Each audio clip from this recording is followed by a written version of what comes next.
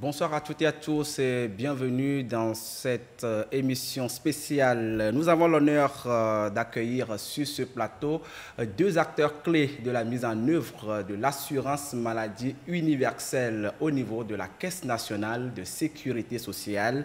Et justement, nous aborderons plusieurs sujets avec eux sur ce plateau. Je suis avec Monsieur Tilabalo, pilote et directeur du département de l'assurance maladie universelle AMU à la Caisse nationale de sécurité sociale. Et à ses côtés, M. Lassi Malaba Nichou, directeur du département de l'immatriculation et du recouvrement à la Caisse nationale de sécurité sociale. Chers invités, bonsoir. Bonsoir, monsieur. C'est un honneur de vous avoir une fois encore dans cette émission pour parler de l'assurance maladie universelle.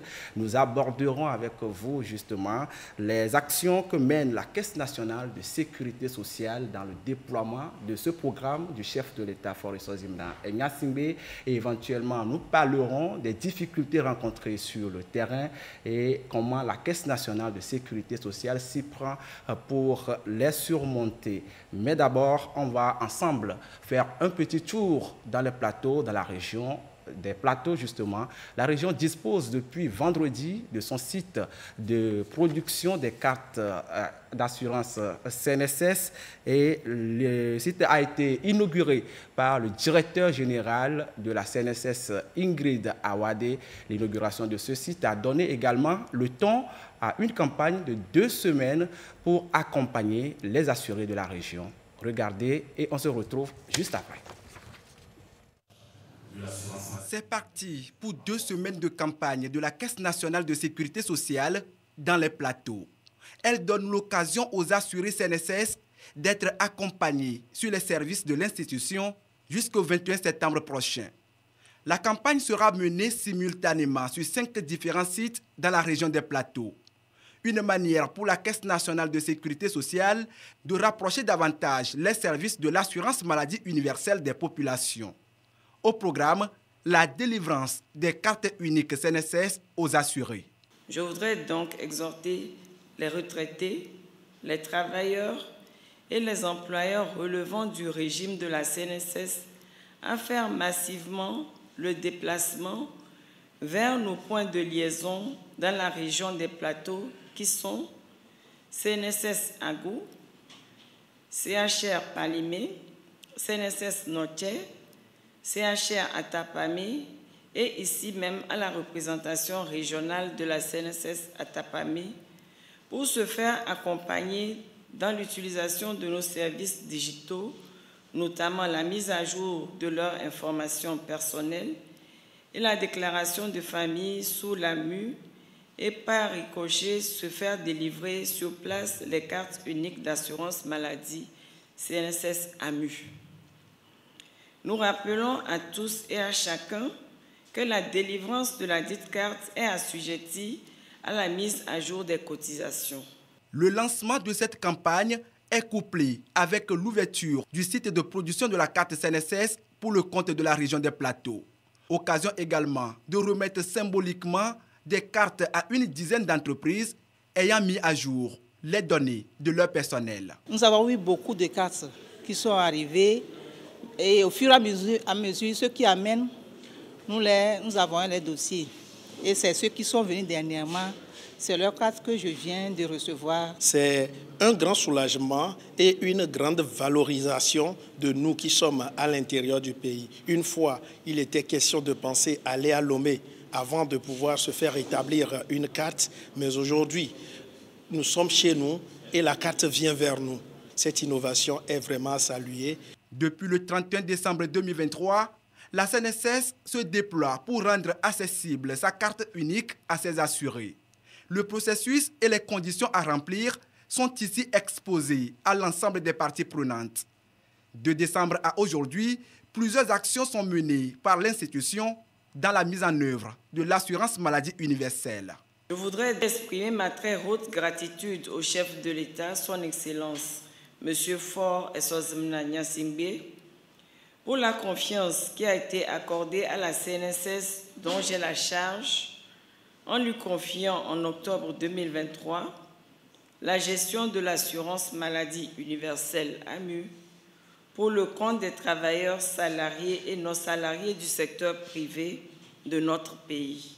Depuis son lancement en janvier 2024, la CNSS a mobilisé les ressources humaines et matérielles pour le démarrage effectif de la collecte des cotisations AMU des travailleurs salariés et retraités du secteur privé à compter du 1er janvier 2024, l'opérationnalisation depuis mars 2024 des services en ligne de mise à jour des données personnelles des assurés principaux et la déclaration de famille, le lancement et le début de la délivrance de la nouvelle carte unique à puce de la CNSS le 26 mars 2024, la signature des conventions de partenariat de prise en charge AMU avec les prestataires de soins en mars 2024, la conception, la mise à disposition et la formation des prestataires de soins sur les feuilles et supports de prise en charge AMU-CNSS.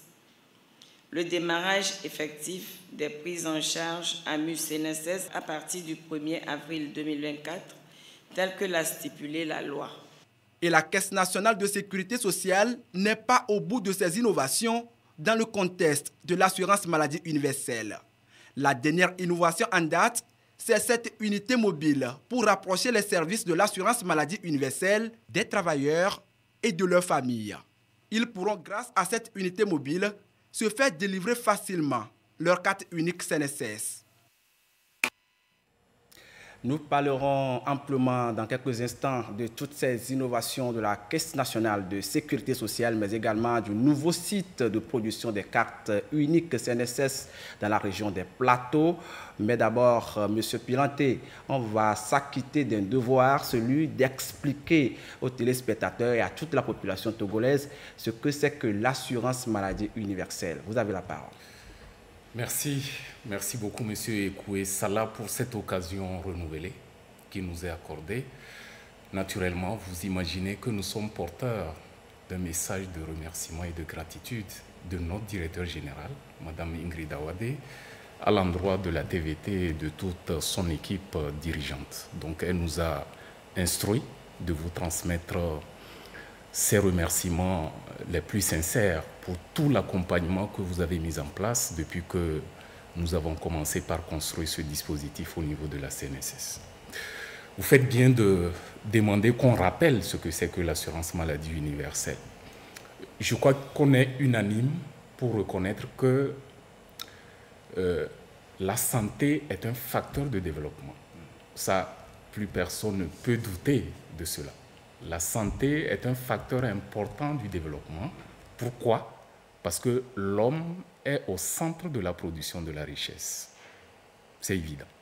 Alors, pour que cet homme, pour que ce citoyen puisse, dans de bonnes conditions, participer à la production de la richesse, il faut qu'il soit en bonne santé. Ça également, c'est assez clair. Alors, il revient à l'État, dans ses prérogatives, de pouvoir prendre les dispositions pour donc garantir la santé de chaque citoyen. Et pour le faire, naturellement, l'État met en place des infrastructures sanitaires, les équipes, mais il y a également un maillon important, parce qu'au-delà des infrastructures sanitaires, des équipements médicaux et également du personnel médical et paramédical, il y a un élément important, c'est le risque financier lié à l'accès aux soins de santé. Parce qu'on peut avoir construit tous les équipements, avoir du personnel, si les citoyens n'ont pas les moyens pour payer les soins de santé, on n'aurait rien fait. Donc l'assurance maladie universelle travaille justement sur ce volet-là.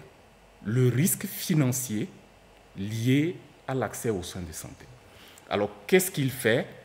Il permet à l'État de mettre en place un dispositif de mutualisation des moyens entre toutes les catégories socio-professionnelles pour faire en sorte qu'à la sortie, chaque citoyen puisse avoir accès à un minimum, un paquet minimum de soins de santé essentiels.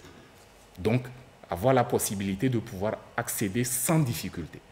Donc, l'assurance maladie universelle, pour donc résumer, C'est donc ce dispositif-là qui permet de mutualiser les moyens, en mutualisant également le risque maladie, pour enfin faire en sorte que chacun de nous, sur le territoire national, quelle que soit notre activité, quel que soit notre secteur d'activité, que nous puissions accéder facilement à un minimum de paquets de soins de santé de qualité essentielle. Alors, dans notre pays, il faut rappeler que ce n'est pas en 2024 que ce dispositif est apparu. Le chef de l'État a voulu que ce dispositif-là soit assorti d'une construction progressive. Et donc, c'est depuis 2011, si on retourne, il y a eu la loi 2011-003 du 16 février 2011 qui a mis en place le régime d'assurance maladie obligatoire pour les fonctionnaires et les agents publics, qui a été géré par l'INAM, qui a commencé réellement ses prestations depuis le 1er mars 2012. Donc, après cette expérimentation sur cette catégorie limitée, les fonctionnaires et les agents publics, le 18 octobre 2021, la loi portant institution de l'assurance maladie universelle a été prise, donc qui consacre l'extension de ce qui se faisait uniquement pour les agents publics, cette fois-ci à l'ensemble de la population. Donc cette loi a été prise en 2021 et en 2023, en octobre 2023, tous les tests d'application ont été pris par l'État et le 1er janvier 2024, l'assurance maladie universelle a effectivement démarré avec la CNSS qui est rentrée en jeu pour le compte du secteur privé. Donc voilà un peu comment on peut rappeler ce dispositif-là et comment il a été construit jusqu'ici. Et comment est-ce que l'assurance maladie universelle est organisée dans notre pays, puisqu'il y a la Caisse nationale de sécurité sociale qui s'occupe d'une partie, il y a l'INAM aussi qui s'occupe d'une autre partie. Que fait la Caisse nationale de sécurité sociale? Que fait l'INAM? Comment est-ce que cela est organisé? C'est une question importante parce qu'il y a effectivement jusqu'ici un peu de confusion, excusez-moi le terme, sur cette question d'assurance maladie universelle et l'architecture de sa gestion. Parmi les décrets que j'évoquais tout à l'heure qui ont été pris en octobre 2023, il y a le décret 2023-097/PR qui confie la gestion de l'assurance maladie universelle à l'INAM et à la CNSS. Ça veut dire qu'il y a deux gestionnaires d'un même dispositif qui est l'AMU. Mais c'est que chaque gestionnaire a sa cible bien définie par le législateur à travers ce décret. Et ce décret dit en son article 2 que l'INAM se charge, comme ça a été fait depuis 2012 jusqu'en 2023, des fonctionnaires, des agents publics des collectivités territoriales et de toutes les personnes morales de droit privé. Mais également, l'INAM se charge de la couverture donc, de ce qu'on appelle les personnes et les ménages vulnérables dans le cadre de ce qu'on appelle l'assistance médicale. Donc voilà un peu la cible sur laquelle l'INAM travaille pour ce qui concerne l'assurance maladie universelle.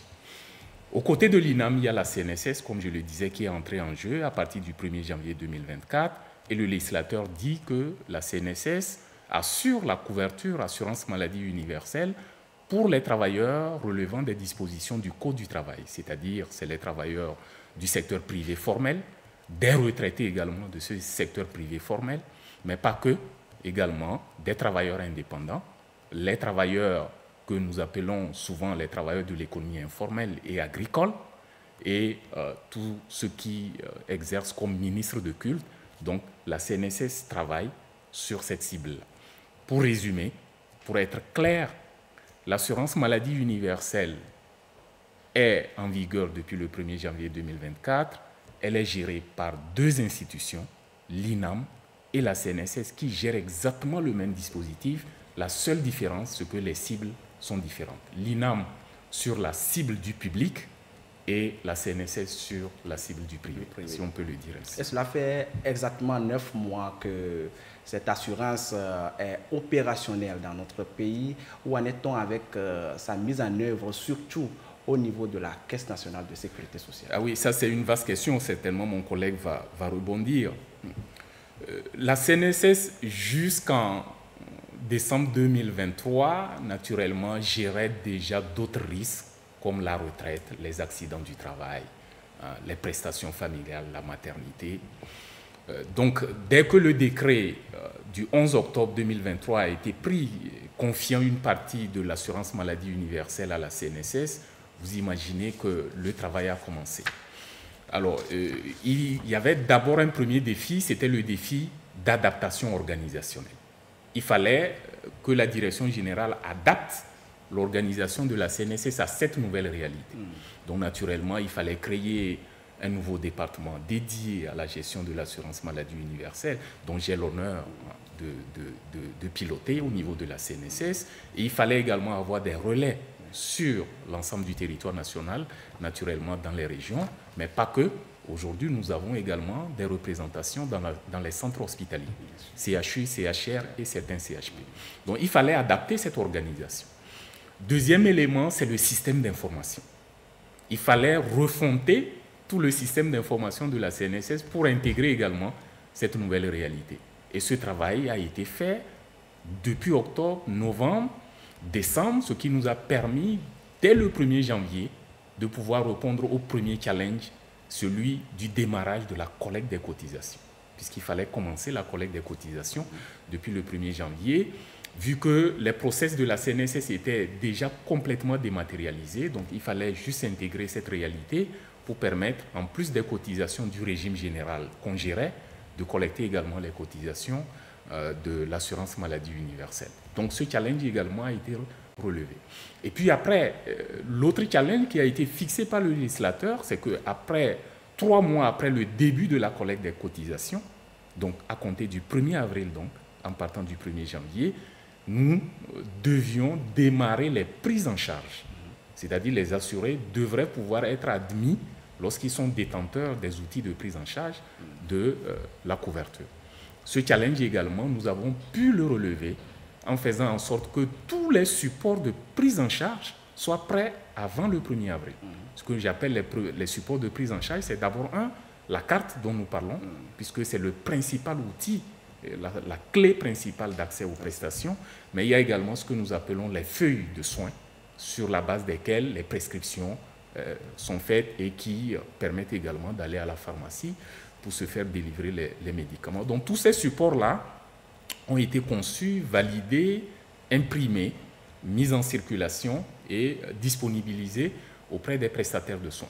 L'autre challenge important pour pouvoir démarrer cette prise en charge le 1er avril, c'était de pouvoir ficeler les partenariats avec les prestataires de soins. Quand nous disons prestataires de soins, c'est les formations sanitaires à la fois publiques et privées et les pharmacies. Donc il fallait avoir des conventions de partenariat, puisque c'est un système de tiers payant. Notre assuré est détenteur de notre carte, il va aller auprès d'une formation sanitaire conventionnée pour se faire prendre en charge. Donc ces conventions également ont été signées en mars, ce qui nous a permis effectivement, à compter du 1er avril, de démarrer les prises en charge. Et on peut affirmer que depuis le 1er avril jusqu'ici, ceux qui sont détenteurs des cartes arrivent à accéder sans difficulté aux soins de santé sous la couverture donc, de l'assurance maladie universelle CNSS. Monsieur Nitou, vous qui êtes à la charge du département de l'immatriculation et du recouvrement à la Caisse nationale de sécurité sociale, est-ce que vous épousez tout ce que M. Pilanté a dit? N'y a-t-il pas de difficulté dans la mise en œuvre de l'assurance maladie universelle sur le terrain? Merci beaucoup, merci pour l'invitation. Ce que mon collègue vient de dire, je pense qu'il a dit l'essentiel. L'AMU a démarré avec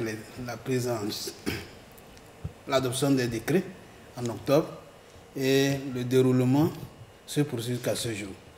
Seulement, comme vous l'avez dit, il y a toujours les difficultés. Aucune œuvre n'est parfaite. Il y a toujours des difficultés. Ça peut, les difficultés d'ordre organisationnel comme des difficultés émanant de nos partenaires. Quand nous prenons les difficultés d'ordre organisationnel, d'abord on a commencé la production à Lomé, ce que tout le monde avait sa vision sur Lomé, que les cartes. Donc il fallait maintenant décentraliser. On a trouvé la solution, on a commencé par créer des points de production des cartes. Il y a aussi les difficultés liées à l'accès à nos plateformes. Il y a certaines personnes, ils se plaignent chaque jour qui n'arrivent pas à se connecter à notre plateforme. Pourtant, d'autres y accèdent. Donc aujourd'hui, c'est d'accompagner ces personnes-là à y accéder et à faire leur mise à jour pour pouvoir obtenir leur carte. Certains pour pouvoir, les employés pour pouvoir déclarer et payer les cotisations. Donc, toutes ces difficultés qui engendrent chaque jour, ou qui naissent chaque jour, nous amènent à réfléchir, à améliorer notre système d'information.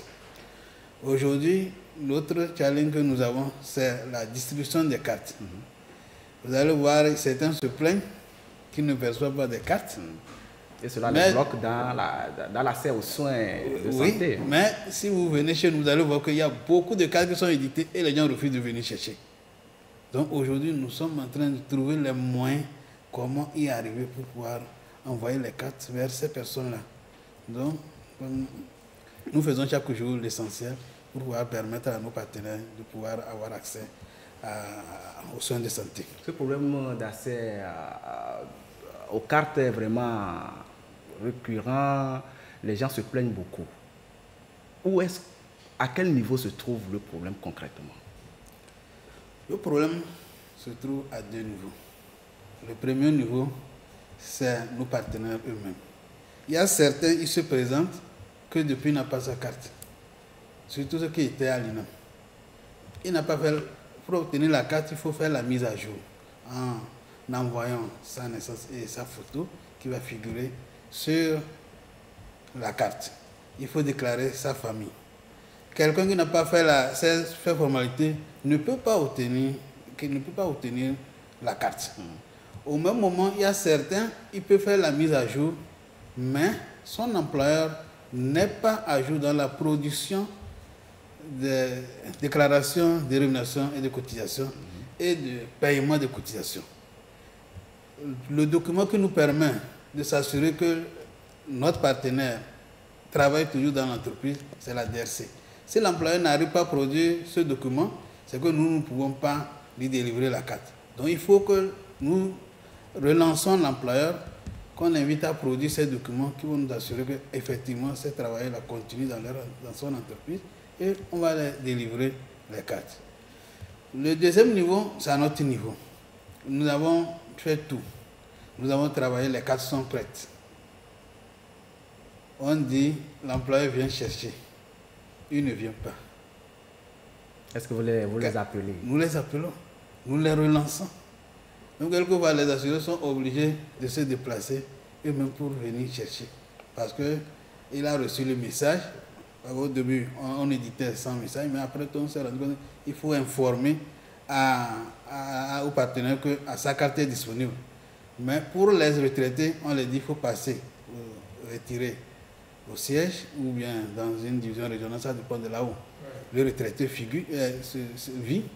Et puis pour les actifs, nous préférons que les cartes soient envoyées à l'entreprise et que l'entreprise se charge de les distribuer. Donc voilà les difficultés dans lesquelles nous sommes. Mais nous travaillons toujours pour pouvoir chercher les moyens de pouvoir envoyer les cartes aux titulaires. Ça ne vaut absolument rien d'éditer ces cartes qui sont là et qui ne sont pas utilisées. Les assurés de la CNSS sont vraiment très nombreux. À ce rythme, est-ce que c'est possible que la CNSS délivre toutes les cartes avant la fin de cette année?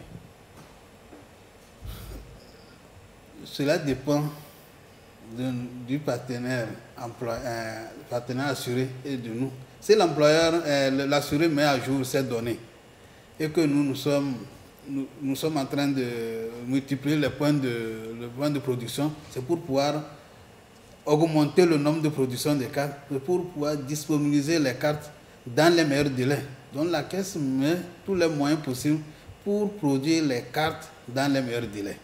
Maintenant, il faut que ceux qui doivent avoir ces cartes fassent aussi leur part en mettant à jour les informations. Et après la mise à jour, si la carte, on voit que la carte est disponible, il faut que l'employeur soit disponible à venir retirer les cartes et aller distribuer à ses travailleurs. En tout cas, nous travaillons pour que les cartes soient produites dans les meilleurs délais et à l'endroit de tous ceux qui font la mise à jour. Et justement, on le sent, la Caisse nationale de sécurité sociale qui multiplie les sites de production dans les régions Le nouveau site, c'est celui de la région des Plateaux, justement. Son lancement a donné le ton également à une campagne d'accompagnement des assurés de la région. Quels sont les objectifs principaux de cette campagne qui va durer 2 semaines, M. Piranté? Merci. Permettez-moi d'insister sur un aspect qui a été évoqué par mon collègue, puisque vous avez demandé si, à ce rythme, nous avons la garantie qu'ici, la fin de l'année, nous pouvons produire toutes les cartes. Oui. La première observation, c'est qu'il est évident que la production des cartes va continuer tant que les gens seraient en train de faire la mise à jour de leurs données. Donc certainement, ça va aller au-delà.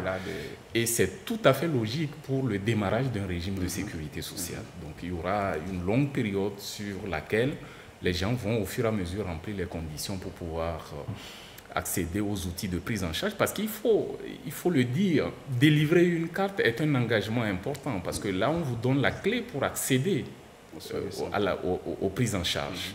Donc, il y a des conditions pour y arriver. Il a dit, la première, c'est que vous devez faire la mise à jour de vos données, déclarer votre famille, votre conjoint, votre conjointe, vos enfants. Et une fois que vous avez traversé cette étape, ce n'est pas terminé. Il faut qu'on l'explique également à nos assurés. Ce n'est pas parce qu'on a fait la mise à jour que systématiquement la carte doit être éditée. Il y a une deuxième étape qu'il faut traverser, une deuxième condition, c'est que votre employeur doit être à jour de ses obligations en matière de paiement des cotisations. Parce qu'on est dans un régime contributif, un régime assurantiel. Alors la condition qui est mise en place, c'est qu'au minimum, il faut que les cotisations aient été payées sur la période de stage, ce que nous appelons la période de carence, 3 mois. Okay. Voilà. Donc si cette condition est remplie, oui, la carte va être éditée. Vous voyez un peu. Donc il y a des gens qui ont fait des mises à jour. Jusqu'ici, la carte ne sort pas parce que ces conditions, l'une ou l'autre, n'est pas remplie. Et les avancées qu'on a aujourd'hui, c'est que quand vous ne remplissez pas la condition, il y a un message SMS qui vous est envoyé pour dire votre demande a été rejetée sous tel motif que vous pouvez même consulter sur nos plateformes digitales. Donc, dans tous les cas, lorsque vous faites la mise à jour, vous avez toujours un retour qui vous vient. Soit c'est en cours, soit c'est rejeté, soit elle est éditée, on vous dit elle va être transmise à votre employeur si vous êtes actif, ou vous venez la chercher si vous êtes inactif. Donc voilà toutes ces dispositions-là qui sont prises et nous allons continuer par renforcer, comme vous l'avez dit. C'est d'ailleurs cet objectif principal qui est visé à travers cette campagne qui est ouverte, à travers la multiplication, des points d'édition des cartes. Pour ce qui concerne la campagne, il a dit c'est que nous sommes fortement digitalisés. Il n'y a plus de formalités en physique. Au même moment, la direction générale a été consciente qu'il y a une difficulté de maîtrise de l'utilisation de nos produits digitaux par un certain nombre d'assurés. Donc, pour pouvoir les accompagner dans l'utilisation, il a été décidé d'ouvrir ces campagnes. Il y a eu une campagne qui a été faite précédemment dans la région de la Kara et nous avons entamé depuis vendredi celle de la région des Plateaux. Ça va se poursuivre au cours de ces campagnes. L'objectif qu'on vise, c'est que nous avons des points de contact que nous avons donc mis en place. Les assurés, sinon en général les partenaires, se déplacent sur ces points de contact et on les accompagne sur tous nos produits digitaux, pas seulement pour la mise à jour et l'édition des cartes sur place, mais également les autres services en ligne qui sont disponibles sur ces points de contact. Et dans la région des Plateaux, nous sommes présents à la CNSS à Gou, puisqu'on a un point CNSS à Gou. Nous sommes présents au CHR Palimé, où également cette campagne est en cours. Et on est présent également à Notien. Nous sommes présents à 2 points au niveau d'Atapamé, donc le siège de la division régionale CNSS Atapamé et également au CHR Atapamé. Sur ces points-là, toutes les dispositions sont prises, les agents sont en place et ils sont prêts pour accompagner tous ceux qui veulent se faire accompagner dans la mise à jour des données, dans la déclaration de leur famille et, attention, comme on l'a dit, avec une émission sur place des cartes pour pouvoir donc accéder aux soins de santé. La campagne va se dérouler simultanément sur 5 sites, vous l'avez dit. Sur quels critères est-ce que ces sites ont été retenus? Non, dans la région des plateaux, c'est nos points de liaison. C'est nos points de liaison, je l'avais dit en introduction, nous sommes présents dans les structures sanitaires, les CHR et les CHP, et dans les plateaux, on est présent au CHR à Tapamé et au CHP Palimé. Mais en plus des deux, nous avions déjà des points CNSS qu'on appelait les centres d'information et de paiement, donc à Agou et à Notien, et puis naturellement la division régionale au niveau d'Atapamé. Donc il n'y a pas de critères, c'était nos points de contact qui existaient. Donc compte tenu du fait que pour pouvoir faire cette campagne, il faille une infrastructure technique, informatique, donc nous avons dû utiliser ces points qui avaient déjà ces équipements-là pour pouvoir donc en faire des points d'accompagnement. Et cette campagne de 2 semaines sera appuyée par des unités mobiles. C'est l'une des innovations majeures mises en place par la Caisse nationale de sécurité dans le contexte de l'assurance maladie universelle. Pourquoi des unités mobiles au moment où la Caisse nationale de sécurité sociale rend de plus en plus possible la délivrance des cartes d'assurance dans les régions? Qu'est-ce qui fait la particularité de ces unités mobiles? Les éclairages dans ce reportage. À première vue, c'est un bus tout comme les autres. Seulement, celui-ci est doté de matériel de dernière génération pour produire n'importe où sur l'ensemble du territoire national des cartes uniques d'assurance CNSS. Une innovation majeure de la Caisse nationale de sécurité sociale pour desservir les localités les plus reculées. Dans la région des Plateaux, par exemple, certaines localités sont déjà ciblées pour être sillonnées par cette unité mobile. Quitte aux assurés d'être à jour, ils pourront se faire établir leur carte sur place. Le véhicule a une particularité, c'est son autonomie. Il est autonome sur toute la chaîne de production de cartes.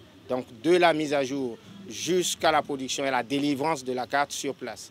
Il est en temps réel connecté au serveur de la CNSS à tout moment grâce aux équipements sur le véhicule.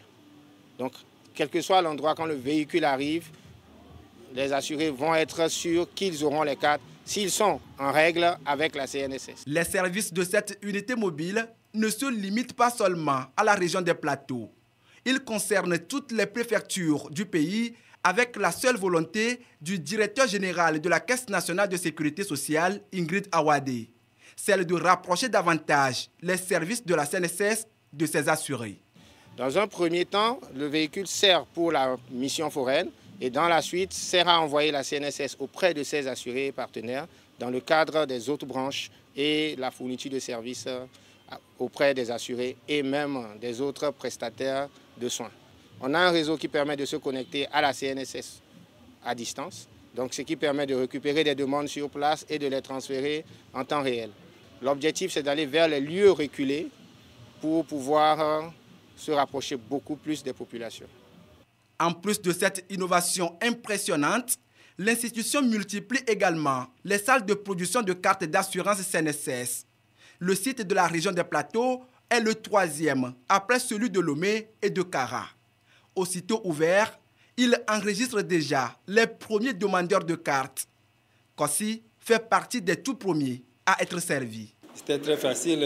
J'avais mis à jour les choses. Et puis aujourd'hui, quand je suis arrivé, j'ai remis ma carte d'identité, on m'a remis ma carte.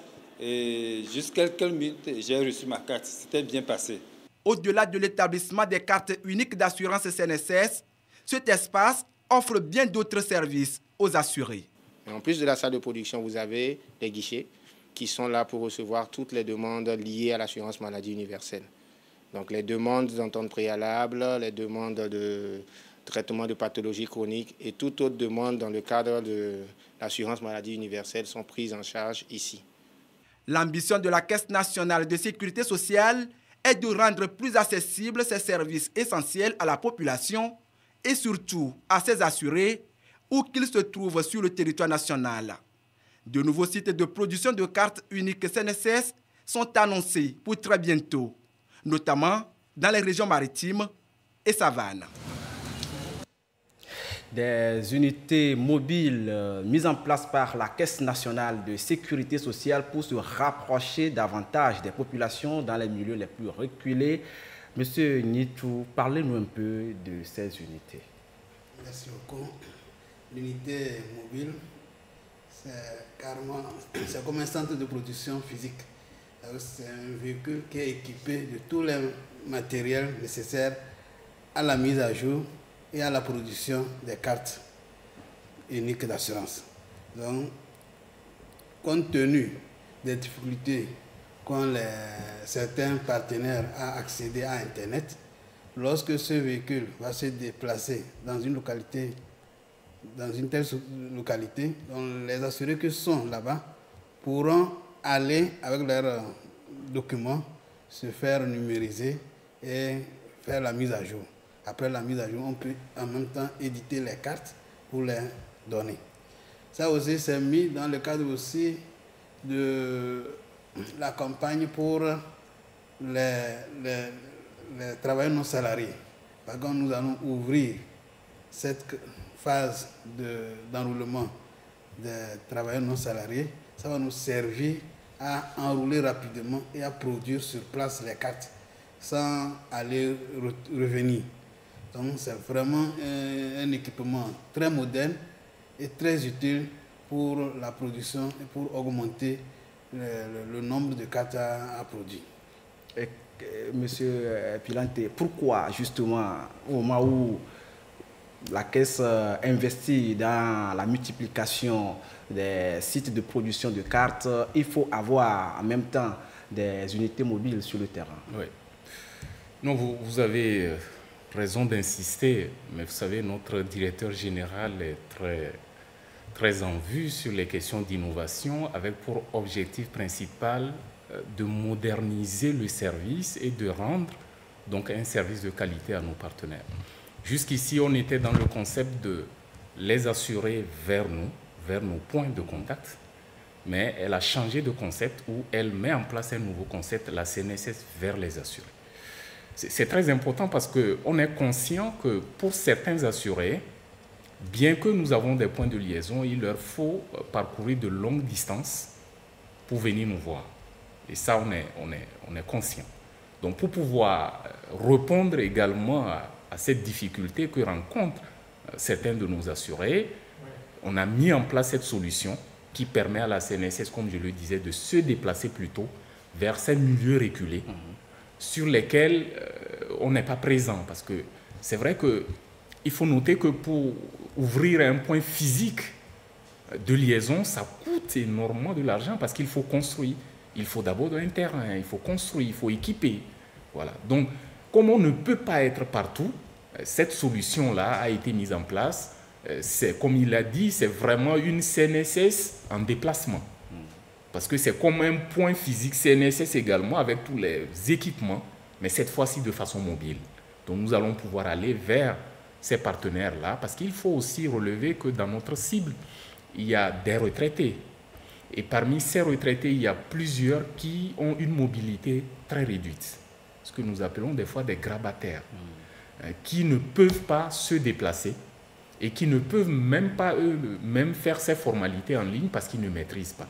Donc cette solution est destinée à répondre à ces difficultés-là.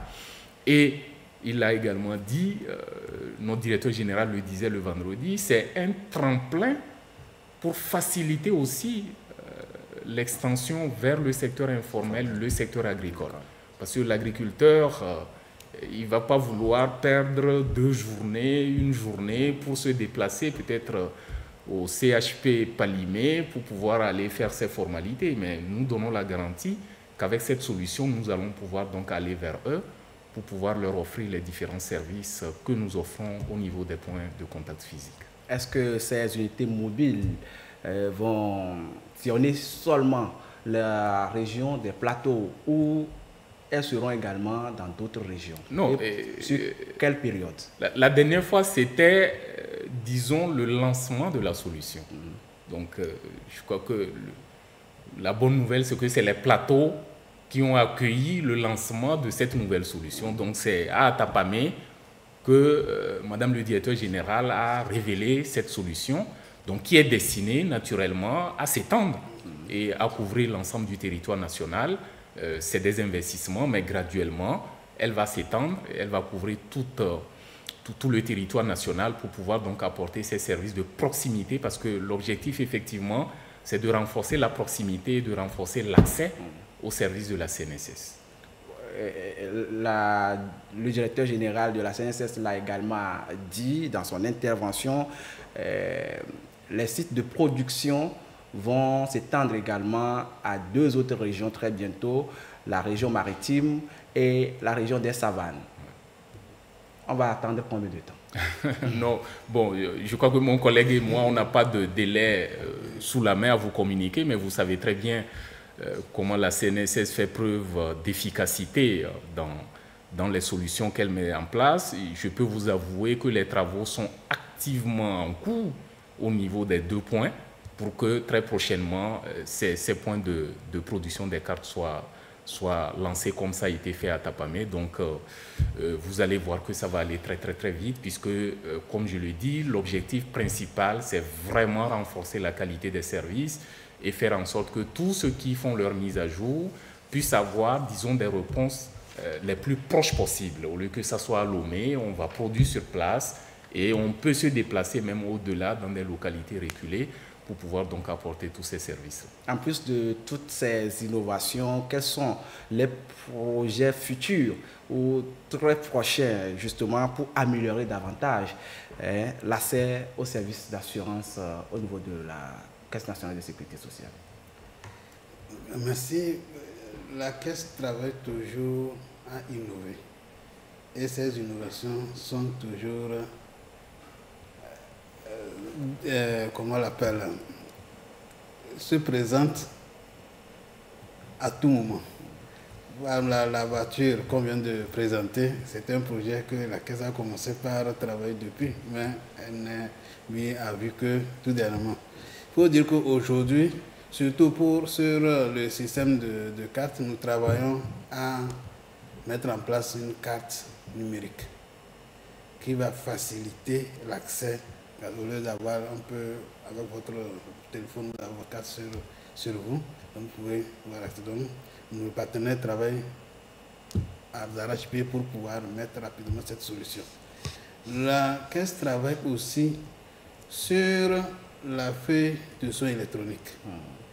Vous avez aujourd'hui, nous n'avons pas les imprimés à disposition du malade.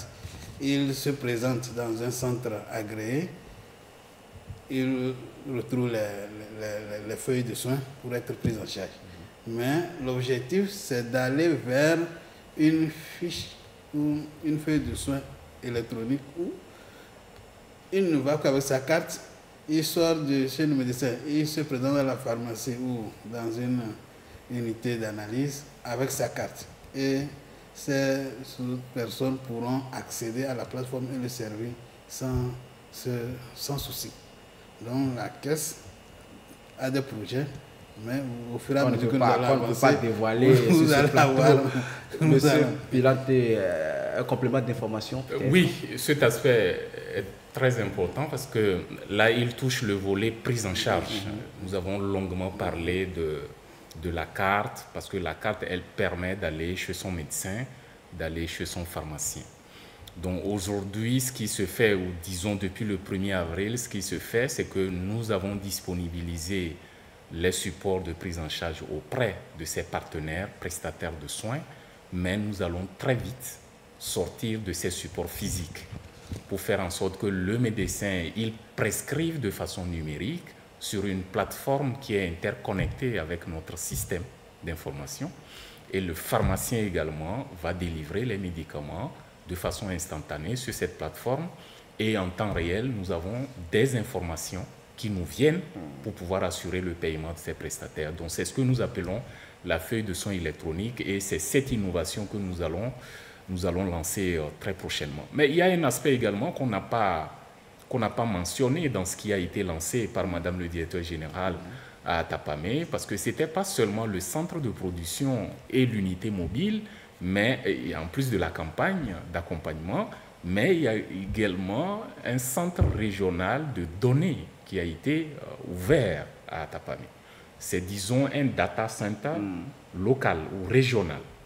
Donc, chaque région va avoir ses centres d'hébergement de données. Chaque région sera dotée de ces centres régionaux de données. Donc, à Atapamé, le centre régional a été lancé le vendredi. C'est des centres qui permettent donc de décentraliser l'hébergement des données pour avoir une meilleure accessibilité, parce qu'au cœur du système se trouvent les données et les informations. Donc il faut une célérité, une facilité dans l'accès aux données. Par conséquent, il a été décidé de doter chaque région de ces centres de données là, qui sont en cours. Donc c'est également un progrès de taille, bien sûr, de pouvoir héberger directement les données au niveau de chaque région, parce qu'avant, toutes les données étaient hébergées à Lomé, et des fois on a des problèmes de disponibilité. Lorsqu'on a des difficultés d'Internet, vous allez voir qu'à Dapa, on va dire non, on n'a pas le réseau. Habituellement, on connaît un peu ce langage. Il n'y a pas le réseau quand l'assuré arrive. Donc toutes ces difficultés-là vont être résolues à travers ces centres régionaux de données. Je voudrais une précision sur cette question qui revient souvent.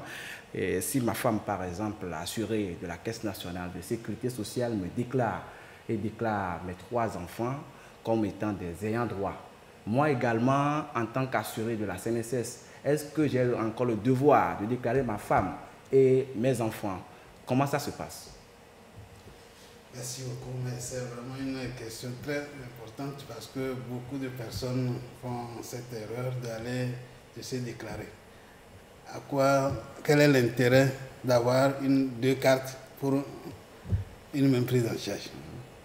Si vous êtes les assurés principaux, chacun a sa carte en tant qu'assuré principal. Maintenant, parmi vous, quelqu'un peut choisir de déclarer les enfants ou partager les enfants. En tout cas, la limite, c'est 4 enfants par assuré principal. Donc, ça permet aussi de résoudre un problème dans le foyer. Mais ce n'est pas important, n'est pas nécessaire de se déclarer comme ayant droit sous l'autre. Peut-être on va penser que peut-être en temps, si en temps la situation de quelqu'un venait à changer, il peut revenir, on va lui délivrer la carte d'ayant droit. Mais quand vous travaillez vous deux, ce n'est pas recommandé ou c'est interdit même de pouvoir avoir des cartes d'ayant droit. Vous êtes assuré principal, vous avez votre carte. Donc, si nous faire produire des cartes inutilement, au moment où les autres attendent, vous nous faites produire des cartes doublement pour rien. Ce n'est pas conseillé. Il faut dire que ce n'est pas seulement lorsque les 2 conjoints sont dans le même régime. C'est valable. Dans le cas pratique que vous avez pris, l'un des conjoints pouvait être sous le régime CNSS parce qu'il est du privé et le second sous le régime INAM parce qu'il est du public. C'est la même chose. Donc en ce moment-là, c'est le principe d'assuré principal qui prévaut. C'est-à-dire vous êtes déclaré comme assuré principal et vous ne pouvez plus être déclaré ailleurs comme ayant droit. Parce que le principe de doublon est complètement interdit, comme il l'a dit. Donc ça, c'est assez important parce qu'on a effectivement des gens qui font ces doubles déclarations. Dans tous les cas, nous avons des dispositifs pour pouvoir déceler ces situations-là et de pouvoir faire en sorte qu'il n'y ait pas ces doublons. Et la polygamie n'est pas interdite au Togo? Pas du tout. Voilà. Et si quelqu'un qui a 2 femmes, est-ce qu'il peut déclarer les 2 femmes comme étant des bénéficiaires de l'assurance maladie universelle? Si oui, sous quelles conditions? La loi prévoit la déclaration de plus d'un conjoint. Seulement, le premier conjoint est pris dans les normes, c'est-à-dire dans la régularité, et le deuxième conjoint doit être déclaré comme complément. C'est comme les enfants, quand nous avons plus de 4 enfants, nous les déclarons dans le normal, c'est-à-dire régulièrement les 4, mais les supplémentaires, les enfants au-delà de 4 seront déclarés comme des enfants complémentaires. Et vous devez payer des cotisations pour pouvoir assurer leur prise en charge. Est-ce que cela est possible aujourd'hui déjà au niveau de la CNSS? Bon, la loi a pris la distribution, mais il reste les conditions, les montants à payer pour pouvoir prendre encore ces personnes-là. Oui, non, c'est effectif. Il faut d'abord rappeler ce qu'on peut appeler les éligibles de droit. Parce que le législateur a préalablement défini ceux qui sont éligibles à l'assurance maladie universelle. Je l'avais dit au début, il faut savoir qu'on est là sur un régime de base qui garantit un minimum, mais qui ne peut pas tout couvrir, parce que c'est un système de solidarité qui a des limites. Donc, le législateur dit que l'assuré principal, qui est travailleur, qui est assuré, qui est cotisant, est couvert ensemble avec son ou sa conjointe légale et 4 enfants âgés de moins de 21 ans, l'âge pouvant être prorogé jusqu'à 28 ans, 26 ans plutôt, si l'enfant poursuit les études supérieures. Sinon, sans plafond d'âge, si l'enfant est handicapé et se trouve dans une situation qui ne lui permet pas définitivement de se livrer à une activité rémunératrice.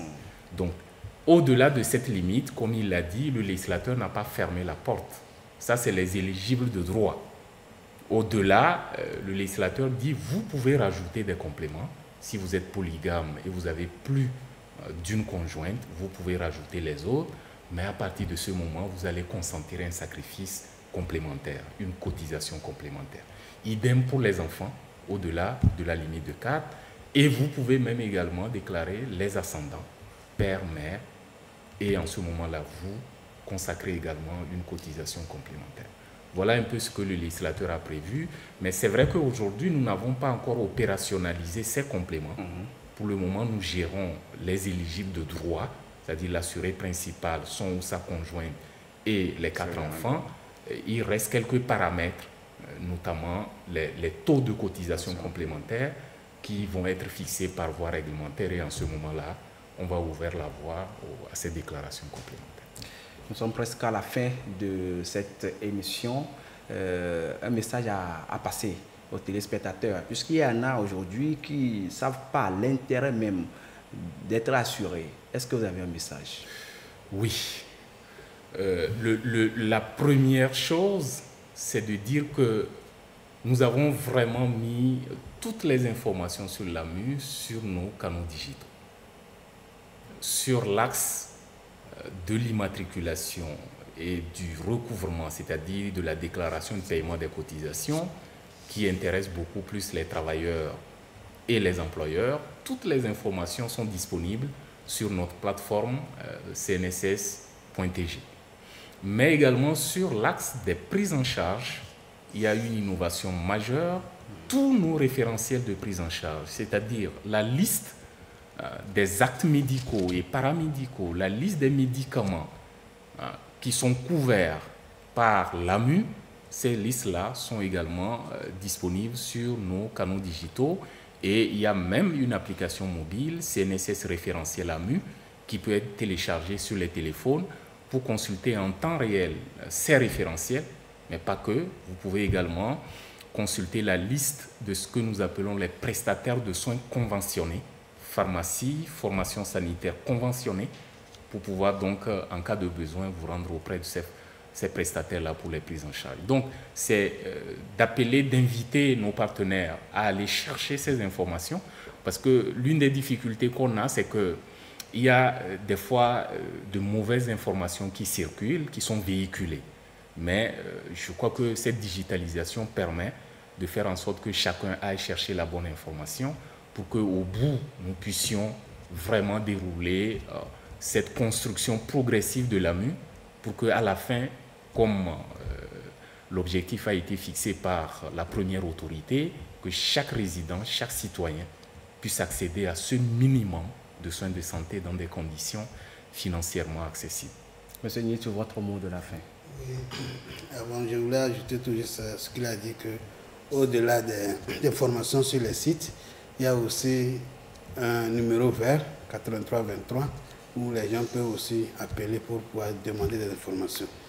Donc, moi, je vais inviter nos partenaires assurés comme employeurs de pouvoir faire les mises à jour de leurs assurés et de déclarer, de payer les cotisations pour permettre à nos compatriotes de bénéficier de cette assurance maladie qui vient soulager à beaucoup de ménages parce que sans la santé, on ne peut pas évoluer. Donc nous les invitons tous à nous accompagner. Nous aussi, nous allons les accompagner pour que, ensemble, qu'on puisse construire un Togo nouveau. Le message est passé, Monsieur Lassimalaba Nitou. Vous êtes directeur du département de l'immatriculation et du recouvrement à la Caisse nationale de sécurité sociale. Merci à vous. Monsieur Tilabalo Pilanté, directeur du département de l'assurance maladie universelle, toujours à la Caisse nationale de sécurité sociale. Merci également à vous d'être passé dans cette émission, de nous avoir donné toutes ces informations. Et ainsi se referme cette émission spéciale consacrée à l'assurance maladie universelle dans notre pays. Vous étiez nombreux à nous suivre de partout et c'était un honneur pour moi de vous servir. Nos programmes se poursuivent.